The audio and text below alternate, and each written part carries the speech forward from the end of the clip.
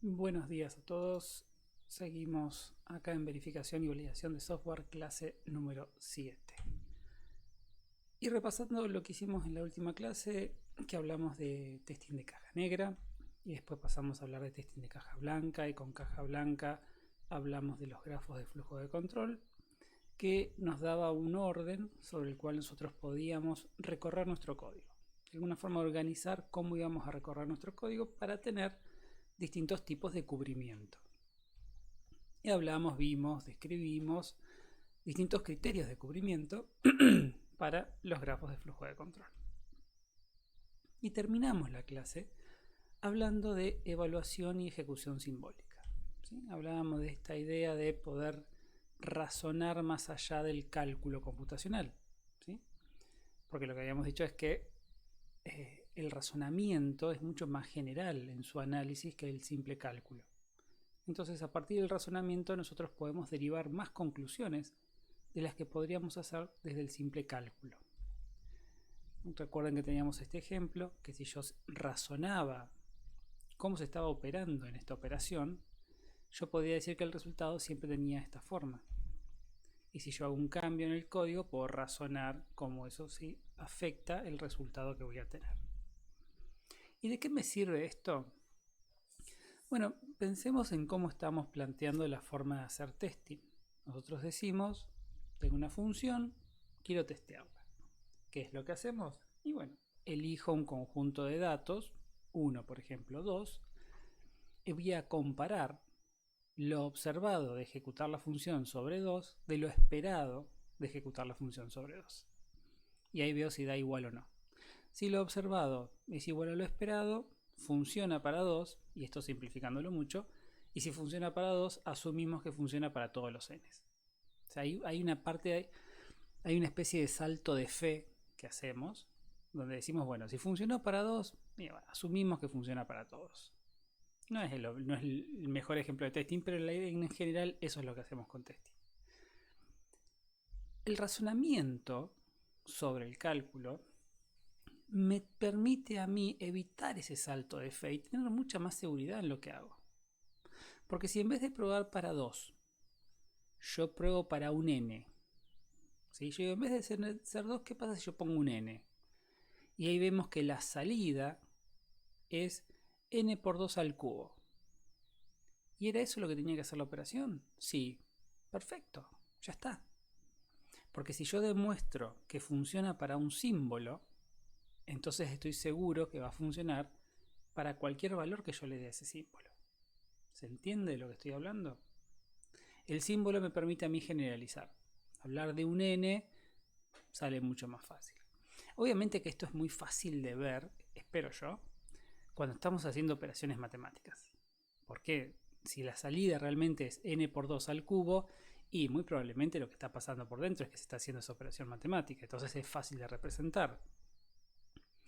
Pero esta idea de trabajar con símbolos se puede generalizar, no manualmente porque es complejo, pero es posible mediante herramientas de hacer un análisis mediante ejecución simbólica y obtener este razonamiento, estas propiedades que no tendríamos si simplemente probáramos con datos particulares. Y ahí es donde aparece el valor de la evaluación y la ejecución simbólica. Entonces, este ejemplo también lo vimos en la clase pasada. Yo tengo esta postcondición que dice que la salida tiene que ser mayor a 0. Y el análisis, que el razonamiento que yo hago me dice que la salida siempre es del tipo a al cuadrado más 1, donde a es el dato de entrada, estoy seguro que la postcondición siempre se cumple. Porque el análisis simbólico que yo hago ya me dice, todo lo que salga de acá va a ser lo que entre al cuadrado más 1. Siempre va a ser mayor que 0. Entonces, y acá es donde entra en juego de qué manera nos va a servir a nosotros la ejecución simbólica. Nosotros vamos a poder usar ejecución simbólica para saber qué datos específicos necesitamos para recorrer ciertos caminos. ¿Sí? Entonces, si yo tengo una serie de ciclos anidados con if y con while, y yo digo, bueno, hay que recorrer un camino en el cual se entra por el primer then, después se va al segundo else y se dan 3 vueltas al ciclo while. Y todo esto depende de un valor, un entero de entrada. ¿Qué entero necesito para que pase exactamente eso? Bueno, la evaluación y la ejecución simbólica nos va a permitir a nosotros tener una respuesta. Es decir, bueno, el entero que vos necesitas es 17. Por cómo está tu código, mete un 17 y vas a entrar en el primer then, en el segundo else y vas a dar 3 vueltas en el ciclo while. Eso es lo que nos va a dar esta técnica.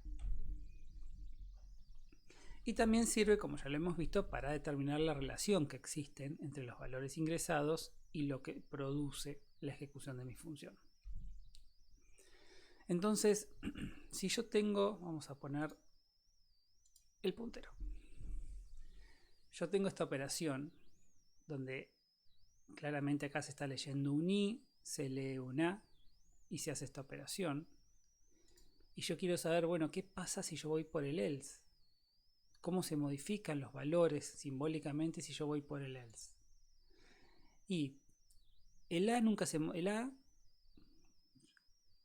es siempre el a, porque fíjense que no estoy pasando por acá, que es el que lo modifica. Entonces, si yo voy por el else, el a mayúscula, que es el que entra, termina siendo el a variable. El i mayúscula, que es el que entra, la i variable termina con i más 5.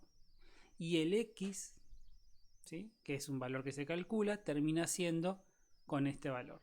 Entonces yo acá tengo la relación entre los dos datos que se leen, el a y el i, cómo se ven reflejados esas modificaciones en las tres variables involucradas, a minúscula, i minúscula y x minúscula. Y yo puedo establecer cuál es la relación que hay entre x y las dos variables, los dos datos leídos, bajo la condición de que se va al else. ¿Sí? Eso es lo que va a tener la ejecución simbólica. La ejecución simbólica es una ejecución. Entonces, cuando yo tengo una bifurcación, hay que ir por alguno de los dos lados, sí o sí, porque es una ejecución. Ahora vamos a ver cómo manejamos esos casos. Entonces, bueno, les voy a dejar un trabajo para que lean, que hace una introducción a lo que es ejecución simbólica en el testing en la práctica. Esto tiene mucho de teoría, mucho que es muy denso para leer.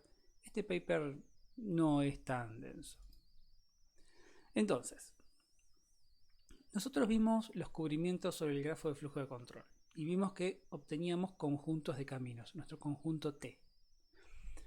Pero nuestros conjuntos de caminos eran caminos con números, es decir, el camino 1, 2, 5, 7, el camino 1, 2, 4, 3, el camino 1, 2, no sé, 2, 8. Yo ahora necesito recorrer esos caminos. No me alcanza con decir hace este camino, necesito los datos de entrada para poder recorrer el camino 1, 2, 2, 8. ¿Qué datos necesito para hacer eso? Y ahí es donde aparece ejecución simbólica. ¿Sí? Entonces, lo que nosotros vamos a obtener de esto es algo del estilo: para recorrer el camino 1, 2, 3, 4, 7, 8, 4, 9, el dato de entrada A debe ser un múltiplo de 5 mayor a 35 pero menor que a 100. Esta última respuesta es la que nos da ejecución simbólica. Es el análisis que vamos a hacer a través de ejecución simbólica. ¿Y cómo lo hacemos? Y esto es complicado, y esto es denso. No hay forma de evitarlo. Nunca lo van a hacer a mano. Yo creo que no lo van a hacer a mano en la vida real. Hay herramientas que lo facilitan a esto. Pero lo vamos a hacer a mano ahora para entender cómo funciona. Bien, aparecen varios elementos. El primer elemento que aparece es lo que vamos a llamar el PC, el Path Condition. ¿Sí? El PC representa la condición booleana de ejecución de un camino. ¿Sí? Es una expresión simbólica booleana, porque van a estar involucrados los símbolos que estemos usando en nuestra ejecución. Pero el PC va a representar de alguna manera los distintos caminos que las distintas bifurcaciones que hemos ido haciendo a lo largo de nuestra ejecución. Si nuestra ejecución, si nuestro código no tiene un if, no tiene un while, quiere decir que en ningún momento se decide un camino. Es siempre el mismo camino, es recto, no hay bifurcaciones. En ese caso el PC es trivial. El PC es verdadero, true. Cuando empezamos a tener un if y empezamos a tener que decidir por qué camino vamos a ir, esa decisión que tomemos se va a ver reflejada en el PC. Y vamos a ver eso cómo pasa. Esta condición también nos va a permitir a nosotros evaluar si los caminos son ejecutables. porque si en algún momento el PC se transforma en algo del estilo A y no A, entonces llegué a una situación en la cual el PC no es ejecutable, o por lo menos el camino que quiero hacer es imposible. Que eso está bueno porque también me da información sobre eso que tengo que testear. Entonces, vamos por parte. ¿Qué pasa con el PC? ¿Qué pasa con las variables? ¿Qué pasa con las instrucciones? ¿Cómo vamos a hacer ejecución simbólica? En ejecución simbólica yo voy a tener mi código y acá al costadito vamos a llevar una lista de símbolos asociados a las variables y el PC. Entonces, cada vez que nosotros leemos una variable, las variables arrancan con un valor indefinido. Cada vez que leemos una variable se le asocia un símbolo nuevo. Llamen los símbolos como ustedes quieran, pero son símbolos. ¿Sí? En la lectura no hay una bifurcación de caminos, así que el PC no se modifica. Entonces yo tengo este programa que en la línea 5 lee X, lee la variable X. Este es mi estado inicial. La variable X está indefinida, el PC está en verdadero. En la línea 5, en la variable X se leyó un símbolo, Q, el PC sigue siendo verdadero. ¿Qué pasa si yo tengo una expresión y una asignación? A X le asigno una expresión entre P y Q. Bueno, lo que vamos a hacer en nuestra ejecución simbólica es a P y a Q sustituirlos por sus respectivos símbolos. ¿Sí? Si se pueden simplificar las expresiones, se simplifican. Y después se le asocia a la variable X el resultado de la evaluación simbólica. De vuelta, no hay bifurcaciones, el PC no se modifica. Por ejemplo, tengo dos variables, X y P. Acá me quedó mal. X está indefinido, esto es P. Vamos a arreglarlo ahora. Ahí está. X es indefinido, P es indefinido, el PC está en verdadero. En la línea 5 se lee la variable P, X, con el símbolo Q. P indefinido, P se sigue en verdadero. En la línea 6 se lee la variable P, le damos el símbolo A, PC sigue indefinido. En la línea 7, a X se le asigna el valor absoluto de P. Bueno, ¿qué es lo que dice? Sustituimos los símbolos. P tiene el símbolo A. Bueno, entonces a esto le estoy haciendo el valor absoluto de A. A X le asigno valor absoluto de A. Si yo acá hubiese hecho, por ejemplo, a X le asigno 2 por P, acá a X tendría 2 por el símbolo A. A eso se refiere con sustituir y ejecutar la evaluación y hacer la evaluación de la expresión. Lo que podamos hacer con los símbolos lo vamos a resolver con los símbolos. Si hay operadores, operandos, los dejamos expresados. Entonces esto muy fácilmente se empieza a transformar en ecuaciones. Y ahora empezamos con el if. Y el if sí tiene una bifurcación, así que eso va a afectar el PC. ¿Qué es lo que vamos a hacer? Supongamos que yo tengo el if, una condición de then C1, else C2. Bueno, lo primero que tenemos que hacer es evaluar la condición con los símbolos correspondientes. ¿Sí? Ahora bien, lo que puede llegar a pasar acá es que la condición evalúe por verdadero o falso. Es decir, si yo ya a nivel de símbolos puedo decir esto siempre va a ser verdadero o esto siempre va a ser falso, lo que estoy diciendo es, no importa qué números me pongas, si los símbolos siempre me evalúan a verdadero, los números siempre van a evaluar a verdadero. ¿Sí? Si yo tengo que la evaluación de la condición termina siendo que es el valor absoluto del símbolo A mayor o igual a 0, eso siempre va a ser mayor o igual a 0. Entonces yo ya ahí sé que voy por el then y no voy a ir por el else. Si la condición no se puede evaluar simbólicamente por verdadero o falso, entonces tenemos que decidir. Hay que tomar una decisión. Hay que decidir, bueno, esto es una ejecución. ¿Queremos ir por el then o queremos ir por el else? Y en función de esa decisión, eso es lo que vamos a poner en el PC. Es decir, si yo quiero ir por el then, entonces condición tiene que ser verdadera. Entonces el PC pasa a ser PC y condición. Si nosotros queremos ir por el else, entonces condición tiene que ser falsa. Entonces el PC pasa a ser PC y la negación de la condición. Entonces esa decisión que tomamos la vemos reflejada en el PC. Por ejemplo, arrancamos, otra vez esto acá.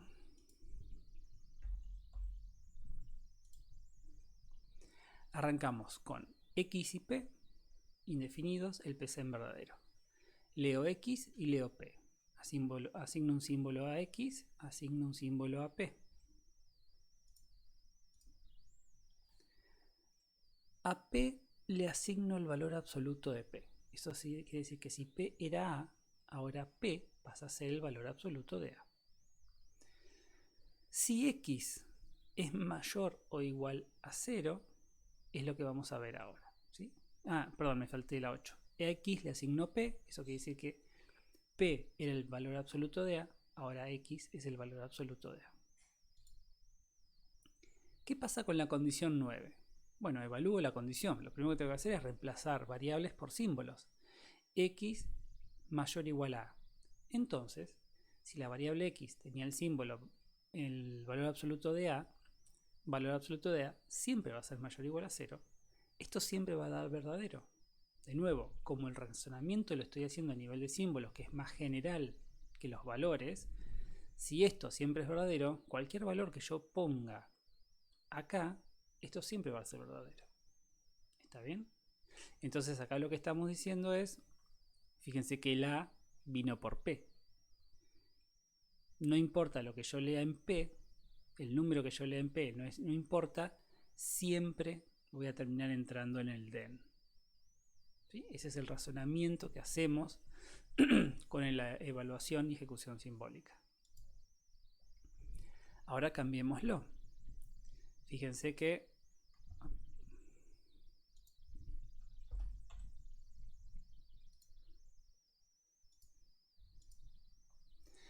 de vuelta, X y P indefinidos, seguimos hasta la línea 7, leo X, leo P. No tengo el valor absoluto. A X le asigno P. Entonces X pasa a ser A. P sigue siendo A. PC es verdadero. Ahora llego a la condición del 8. La condición del 8 dice X mayor o igual a 10. Bueno, pero X es A. Yo no sé si A va a ser mayor o igual a 10.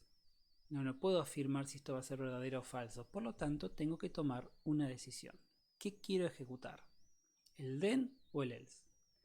Si yo decido ejecutar el then, entonces yo lo que estoy diciendo es, estoy construyendo un camino en el cual X tiene que ser mayor o igual a 10. Perfecto. Eso quiere decir que el X era el A. Entonces yo ahora estoy recorriendo un camino en el cual el A, el símbolo A, tiene que ser mayor o igual a 10. Y ahí es cuando eso lo concatenamos al PC. Entonces el PC en este punto, para reflejar nuestra decisión, pasa a ser verdadero y A mayor o igual a 10. Que la puedo resolver a esta condición, la puedo resolver porque verdadero y algo es siempre el algo, desaparece el verdadero y el PC queda A mayor o igual a 10. Vamos a la línea 9, es el then, venimos a la línea 10. Fíjense que en la línea 10 el X es A, el P es A y el PC hasta esta altura es A mayor o igual a 10. P mayor a 0. P es el símbolo A. Entonces yo ahora tengo que decidir por dónde queremos que vaya, porque así como está no podemos asegurar ni verdadero o falso. Si yo decido ir por el then, entonces lo que yo estoy diciendo es A debe ser mayor a 0. Entonces lo que hago es reflejar esta decisión en el PC. Tenía que A era mayor o igual a 10 y A mayor a 0 por esto que acabamos de decidir ahora. De nuevo, puedo resolver esta condición, porque tengo A mayor o igual a 10 y A mayor a 0. De entre estas dos condiciones, A siempre va a ser mayor o igual a 0 porque A ya era mayor o igual a 10. Así que me quedo con esta sola. Eso quiere decir que lo que yo tenga en la línea 12, en este punto, se va a ejecutar siempre que el símbolo A que yo lea sea mayor o igual a 10. ¿Sí? Esa es una especie de trazabilidad que estamos haciendo de los símbolos de las variables. El A lo leía el P, entonces si a P le ingreso algo mayor o igual a 10, seguro ejecuto lo que tengo en la línea 12.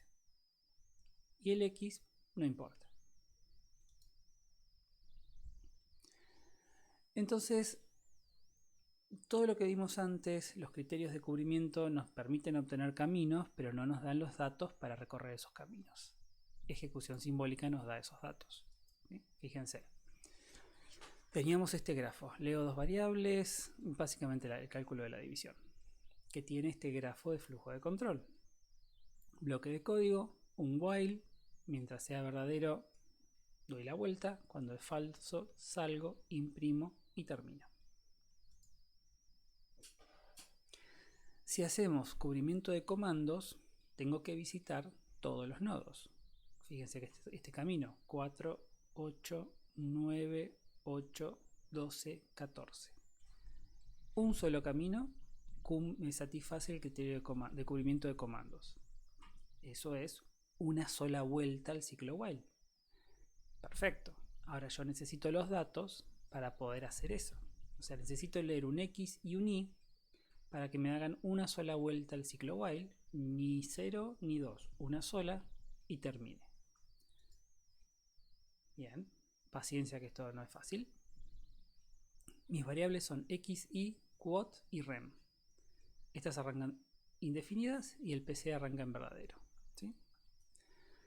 Leo el símbolo X en X, leo el símbolo Y en Y, quote lo arranco en 0, rem arranca en X. X porque es el símbolo leído en la variable X. PC en verdadero. ¿Sí? Fíjense que acá estoy en la línea 7, sería esta altura. Línea 8, tengo el while. El while me dice que la condición es el rem mayor o igual a I. Yo quiero que esto dé una vuelta, así que en esta instancia yo necesito que esto sea verdadero. Rem es X y la variable I tiene el símbolo I. Así que yo necesito que en esta vuelta X sea mayor o igual a I. ¿Sí? Si entro al ciclo while, entonces voy a ejecutar la 9 y la 10. En la 9, a quote lo incremento en 1, era 0, ahora le pongo 1. Fíjense que acá no estamos usando símbolos porque están los valores enteros ahí asignados. Y a rem le hago rem menos i. Rem era x y la variable i es i. Acá debería ser minúscula. ¿Está?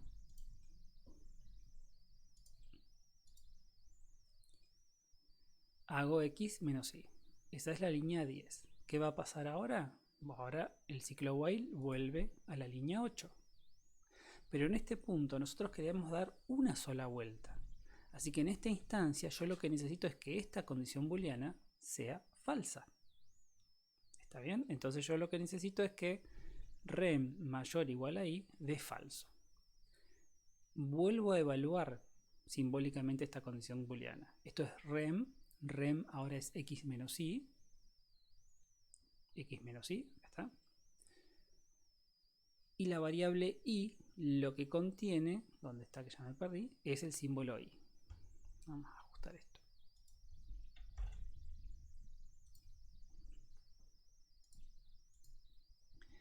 Entonces, esta condición booleana ahora lo que dice es x menos y mayor o igual a y. Yo necesito que sea falso. Así que lo que yo necesito es que la negación de esta condición booleana sea verdadero. Y ahora puedo empezar a operar. Puedo empezar a intentar reducir esta condición booleana. Tengo x mayor o igual a y no x menos y mayor o igual a y.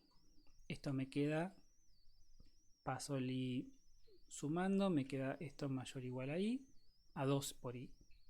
Me queda que, como es la negación, doy vuelta a los símbolos. Entonces me queda que el PC es x mayor o igual a y x menor a 2i. Toda esta condición booleana me está representando una ejecución en la cual solamente hago una vuelta al ciclo while y después salgo. ¿sí? Porque lo estamos forzando nosotros. Y después hacemos las prints.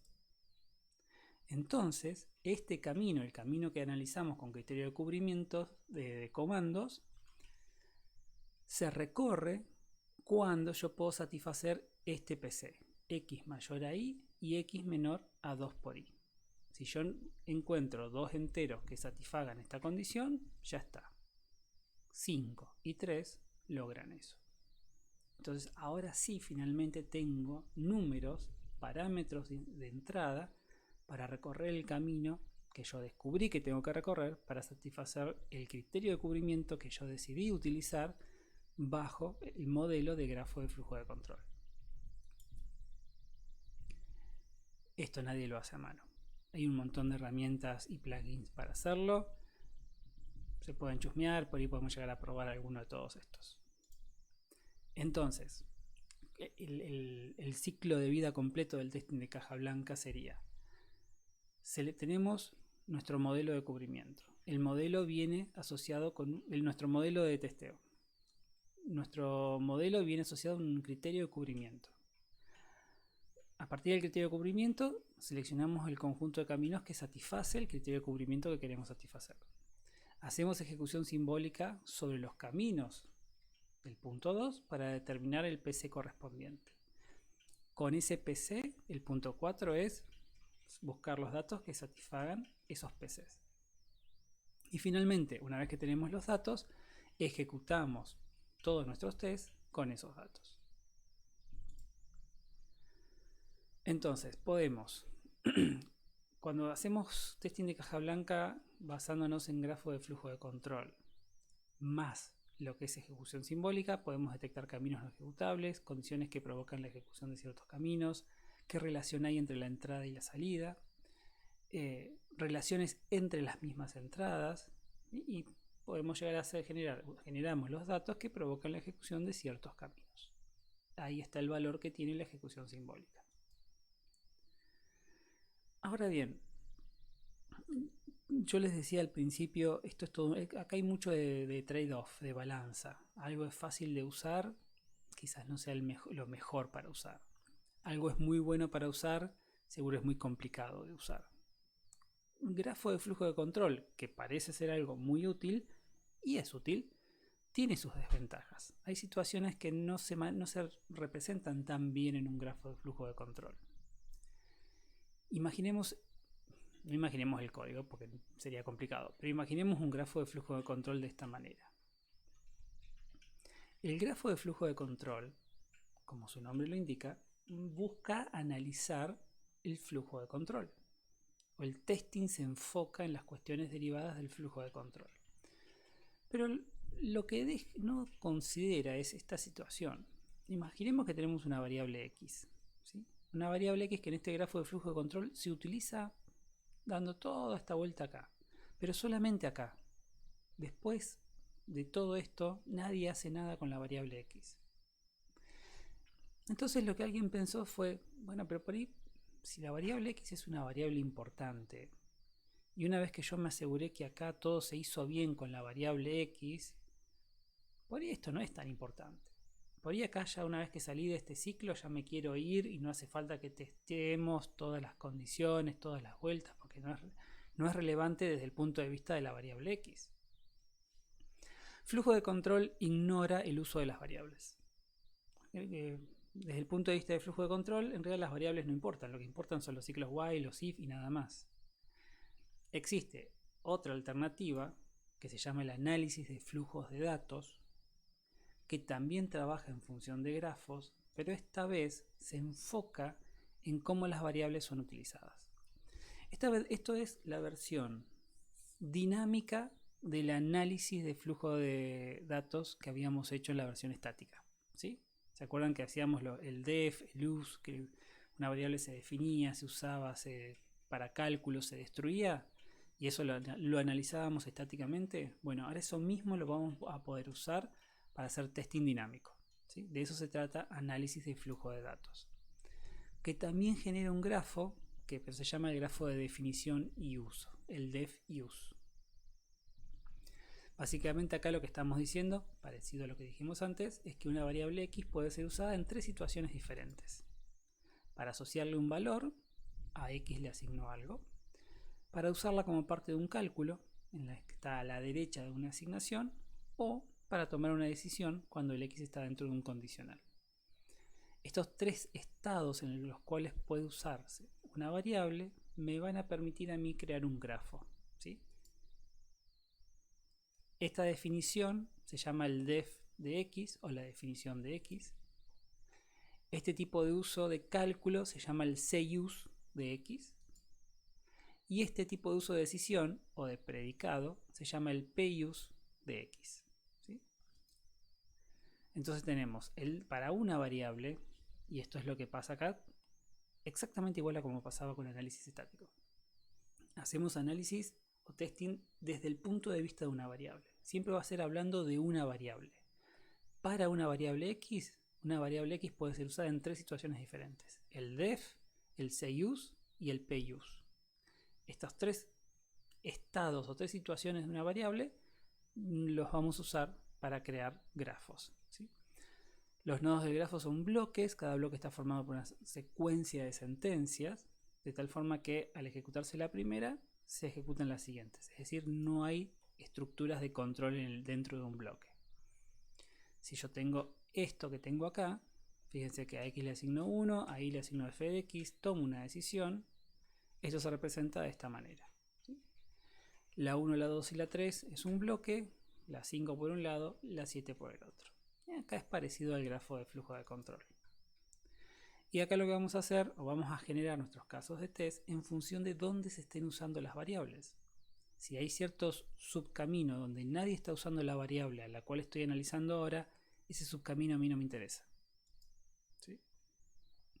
Y obviamente siempre teniendo en cuenta las bifurcaciones que se dan por los if, los while, ese tipo de cosas. Pero eso lo vamos a ver en la clase que viene. Bien, entonces, seguimos hablando de testing dinámico, seguimos con caja blanca y hablamos de ejecución y evaluación simbólica, donde hacemos un razonamiento más general. Más complejo de hacer a mano, normalmente no lo vamos a hacer a mano, ¿sí? Pero cuando unimos ejecución simbólica con, por ejemplo, el grafo de flujo de control, los criterios de cubrimiento, ahora tengo una herramienta para saber exactamente qué datos necesito para poder recorrer los caminos que detectamos antes, ¿sí? Hicimos estos ejemplos. Y en la próxima vamos a ver la parte de la definición y el uso de las variables. Nada más, cuídense.